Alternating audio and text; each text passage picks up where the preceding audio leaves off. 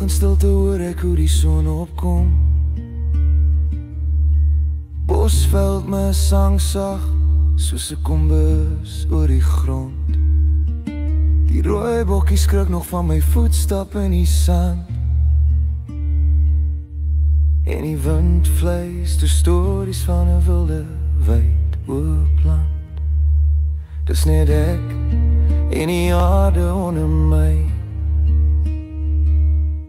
en die hemel wat sy kleur begin kry. Bosveld, jy klop soos 'n hart in my bors. Die vlam van die vuur en die nag se gedruis. My geweer teen my sy, nie vir oorlog gebore, maar vir respek vir die aarde en wat leef hier buite. Bosveld, jy roep my,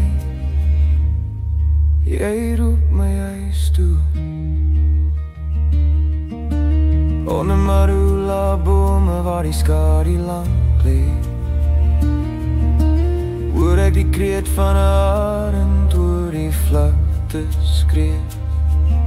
Die grond ruik na reën, na lewe en storie, en my hande voel die agter sy ou erfenis en glorie. Ek stap stare, stil soos die skemer, van die natuur vra sag, onthou dis heilig hier.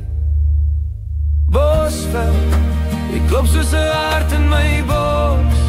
Die vlam van die vuur en die nag se gedruis. My geweer teen my sy, nie vir oorlog gebore, maar vir respek vir die aarde en wat leef hier buite. Bosveld, jy roep my, jy roep my huis toe. Onder sterre so helder dat het deur jou siel kan sny. Sit ek by die vuur en die stilte praat met my. 'n Geweer is net staal, maar die Bosveld is lewe. Dis die plek waar ek rus, waar ek asem kan gee. Bosveld, jy klop soos 'n hart in my bors. Elke vlam se dans, elke naggeluid is kos. My geweer teen my sy, vir kos en beskerming. Nie vir die dood nie, maar vir die lewe se erkenning.